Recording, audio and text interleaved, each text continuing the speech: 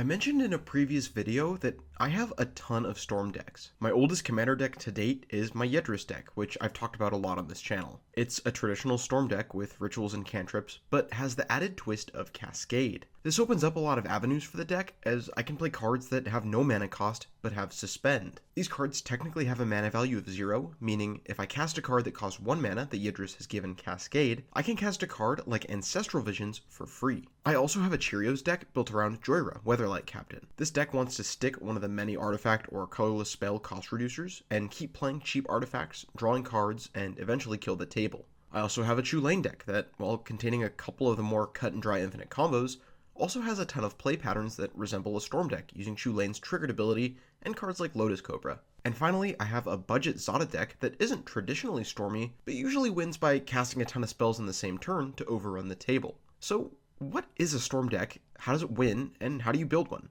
These are the questions I plan to answer in this video. I'm going to start by talking about a similar archetype to Storm. That is a Spellslinger deck. Typically, Spellslinger decks operate by wanting to play a ton of cheap instant and sorceries, usually ones that draw cards so you can have continuous access to more spells. They also play a variety of cards that get value out of casting instants and sorceries, whether that be dealing damage, making tokens, drawing cards, or whatever. A Storm deck is very similar, however, where these strategies drift apart is that Storm decks want to play a ton of spells all in the same turn. Usually this is because the kill condition of these decks are cards like Aetherflux Reservoir or Tendrils of Agony. They can kill one or more players in one shot. The actual Storm mechanic copies spells based on the number of spells that have been cast that turn, and Aetherflux has a triggered ability that reads like it has Storm. So when it comes to the difference between Spellslinger and Storm, Storm is like the absolute extreme of what a Spellslinger deck can do. And Storm doesn't need to be just instants and sorceries. Like I said, I have decks that storm off with both artifacts and creatures as well. So why play Storm over Spellslinger? Well, oftentimes a single combo turn is much harder to interact with.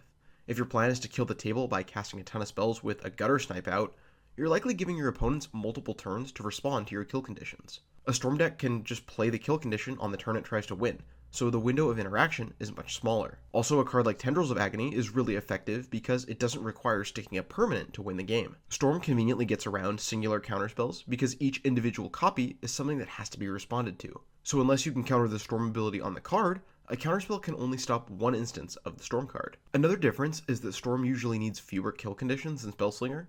A Gutter Snipe can only do so much in a game, so you usually need to double or even triple up on those effects. Storm usually just needs the one big kahuna to close it out, meaning you can allocate more spots in your deck to continue the engine. One important note about Storm is that it tends to play out a lot like a glass cannon. If you're trying to win on that turn and you don't, you likely just spent a ton of resources for no effect, and you're almost certainly dead in all situations. Contrast this to a Spellslinger deck that really tries to cast a ton of spells every turn, so your card choices and win condition choices will reflect that and be far less punishing.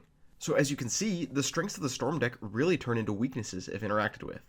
Regardless, when building a Storm deck, refining it is really important to maximize the rate at which your storming off converts into victories. So that's great and all, but how the hell do you manage to cast 20 spells on a single turn?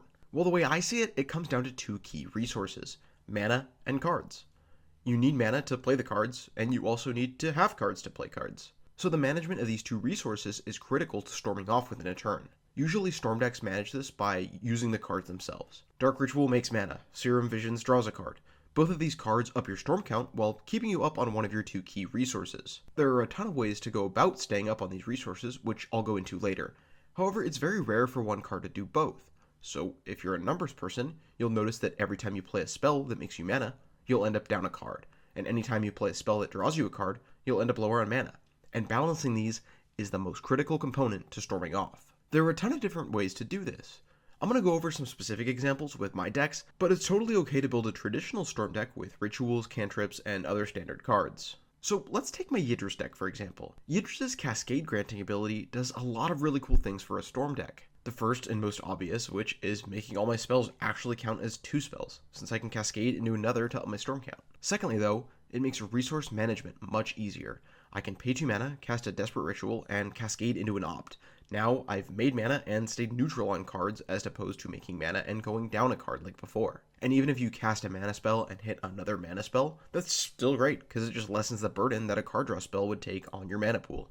Another wrinkle with Yidris specifically is being able to cast those zero-cost cascade targets. I only play 3 of them in my deck, being Ancestral Visions, Profane Tutor, and Lotus Bloom, and because I play so little, I'll end up at a point where I know for sure that my 1-cost spells I cast from my hand will hit something I desperately need. These are probably the 3 most important cards when it comes to this deck specifically storming off. There's plenty of other ways to do this though. There are several commanders that have text boxes that boil down to do thing, draw card. Jhoira and Chulane are both examples of this.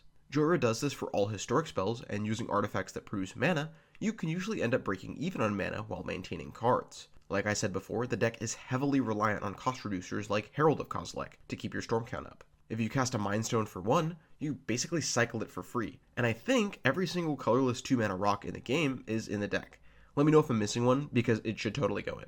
Anyway, a lot of the time, this deck really goes off once it hits 2 cost reducers, and now those rocks net you mana while keeping you card neutral. Pair this with cards like Guild Globe that draw you cards when they enter, and together with Jhoira, you'll net a card for each of these. Chulane is also really cool since it keeps you up on cards and mana as well.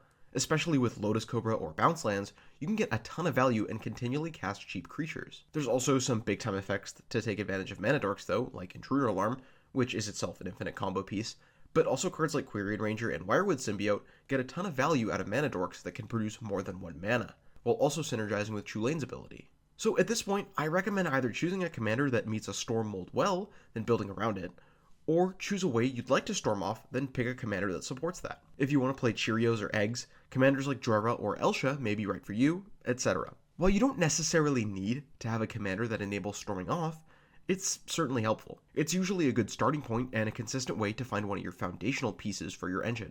It can be a downside though, and make sure to exercise restraint in some situations. Running out your storm-enabling commander ASAP without being able to win within a turn just increases the chances it dies to removal. I found a lot of the time that when my commander dies, it's significantly harder to rebuild, which is definitely a mark in favor of trying to make your deck not as reliant on your commander. But it is also an indicator to play it smart and cast it when you can either protect it or be reasonably confident that it can live a turn cycle. That being said, building a storm deck that isn't 100% reliant on the commander is still really important. Redundancy is a key part of any deck, especially combo. My Yidris deck really suffers without the Cascade ability, but it's definitely possible to win without it. You just need much more mana before you start your combo and one of your key spells, which in my case is either Turnabout or High Tide on the mana side, or Mind's Desire or Ad Nauseam on the card draw side. While my fizzle rate is a lot higher without Cascade, it's far from impossible to combo off without it.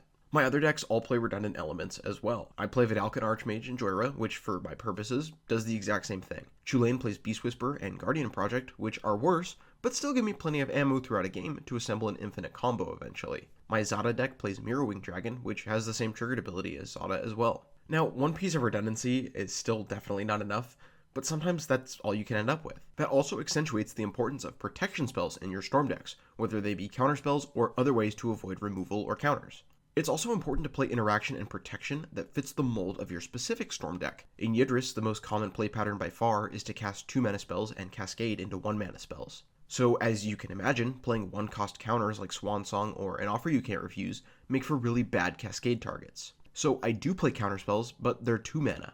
Not only that, but they themselves also make good cascade targets. Those spells are Remand and Narset's Reversal. If I cascade into them, they up my storm count, draw me cards, or whatever, but they can also be used as tempo-shifting counters on the defensive side. Jhoira, on the other hand, usually deals with a lot of colorless mana. Colored mana is of the utmost importance, so I'm shooting to play the cheapest counters I can. I also play artifact-based removal, so it fits my engine better. A good example of this is that I have a friend whose green-white deck plays a Gaddock Teague, and Gaddock Teague shuts down my main win condition. So every time Teague hits the board, I'm searching for one of my spell bombs to get rid of it.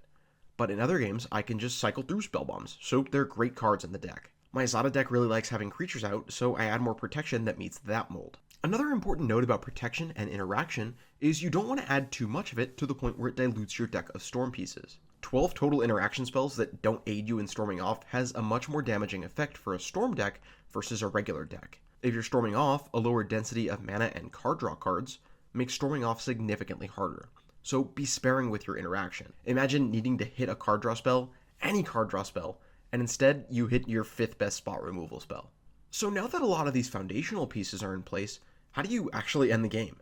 Well, like I said before, the beauty of storm decks is they need far fewer kill conditions than a traditional Spellslinger deck. The classic kill condition is Aetherflux Reservoir. It's great because it's colorless and thus can go in any deck, and it can be played at any point within your combo. If you have it out before you storm off, you'll still gain life, but if you play it as spell number 20 for the turn, you'll still gain enough life to kill the table with only another couple spells. However, you can choose kill conditions that change up exactly how you need to storm off. Having a commander like Narset as a kill condition makes it so you may need to cast significantly less spells to kill the table. Similarly, Zada doesn't need to cast a ton of spells to kill the table. Maybe your card draw digs for an infinite combo or loop as a means to an end, like Chulane. My Jhoira deck also has an infinite loop with Clan Ironworks, Scrap Trawler, and Mirror Retriever, but that's definitely secondary. Maybe you have a prowess creature and want to loop Chandra's Ignition.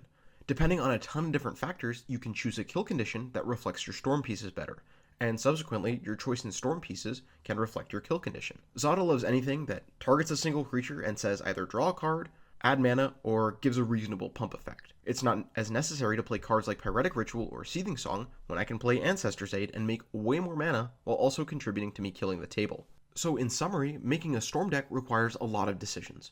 The first of which is choosing a method of storming, or a commander to enable that, then building around it. It requires careful management of mana and cards in hand, a balanced ratio of engine enablers and protection/interaction, and a kill condition that takes advantage of your method of storm. There's a lot of moving parts, but putting them together in the right way can be incredibly satisfying. As someone who's played Storm forever now, I have to say it's one of my favorite strategies, and hopefully this video is some encouragement to try out a Storm deck of your own. If you enjoyed this video, please consider subscribing, and maybe check out some of my other videos while you're here. I also want to try live streaming sometime soon, likely just some chill live deck building, so stay tuned for that. Thanks for watching, and I'll see you all in the next video.